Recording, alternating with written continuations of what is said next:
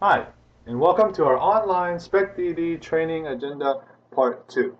My name is Charles, and I'll be your instructor. For our SpecDD part 2 training, we're going to have a quick SpecDD process review. Then we're going to have our SpecDD requirement management piece. And that ties in with our requirement and product backlogs, how best to use those, what they're for, the purpose, etc. Then that is followed by the SpecDD development process, specifically what development ideals and principles SpecDD entails. We'll have a comparison between requirement-driven methodology and requirement-first methodology, and what exactly that means. Then there's the SpecDD Agile Sprint testing model, along with the SpecDD regression testing model. Then we'll have SpecDD discussion on the principles for distributed teams for larger enterprise corporations. Lastly, we'll have the Dev Suite overview, how best to use Dev Suite in relation with SpecDD, and how the software really helps the methodology, helps you enforce the methodology. And then finally, the conclusion.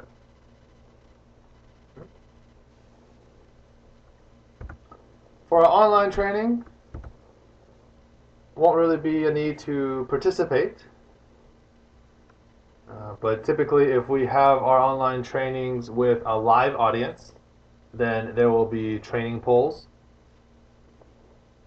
A Q&A kind of opens up for discussion. And then a training topic discussion. There's also a short section for presentations.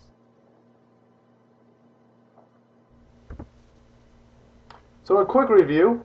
So the SpecDD process model, if you'll remember from our training first section, this is the overall diagram for the SpecDD process. Everything starts off from the requirements. Those are broken down and assigned out to the product backlog or the sprint backlog. And these backlogs drive the development cycle, also known as a sprint. And the sprint is really the meat. It's the bulk of where the work is done. It's the most important central piece of the whole development methodology. In SpecDD, this piece produces two deliverables. The first one is your standard agile deliverable, which is your working software. This is a completed, ready to be delivered piece of work that can be shown, and usually is, to the customers, to the end users, to the stakeholders. It's given to QA for testing, and when they find defects, those defects are brought back into the backlogs to reprioritize. Now the second deliverable of the SpecDD process model is updating documentation. Now SpecDD handles change much more quickly than other methodologies, because even in the middle of a sprint, a requirement can be updated, can be changed, and the development team can respond to that change within that sprint. However, the second deliverable is just as important. The documentation has to be updated. This update needs to sometimes comes from the working software, sometimes comes from within the sprint, but needs to go back into the requirements to update the original requirement. There are many cases where when a project first gets started, the information isn't readily available. The requirements, the idea is there, but the details on how to develop it, on what exactly the features and the functions need to accomplish, there's really no way for the team or the product owner to detail those out yet. So with that, though, we can still begin development.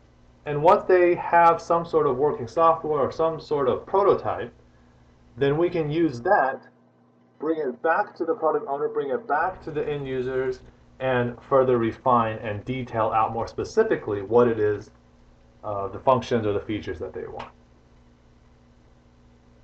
Now on the upper part of the process model, from the requirements again, we go straight into the test library.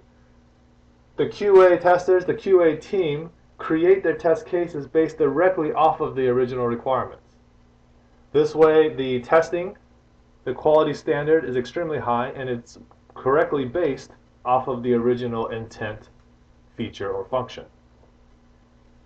From this test library, the QA team develops a release test plan. They set up their test cycle, and when the working software is delivered from the development team at the end of the sprint, the QA team starts testing right away. Now, something additional in the SpecDD process model not really depicted here is the concept of QA floaters. Now, these are 1 to 2 individuals that come from the QA team, but they reside within the development team. They help the dev team check the quality within a sprint right away. And they also help the development team develop their code with a more quality-centric way of thinking. Okay, the developers don't necessarily develop code and then just send it off to QA. They need to start testing for quality, coding for quality within each sprint. And that's something that's really important that the QA floaters bring to the team. That was a quick review. In the next section, we'll be discussing the requirement management and how everything is broken down, all the way from the top general idea to the specific tasks of a development team.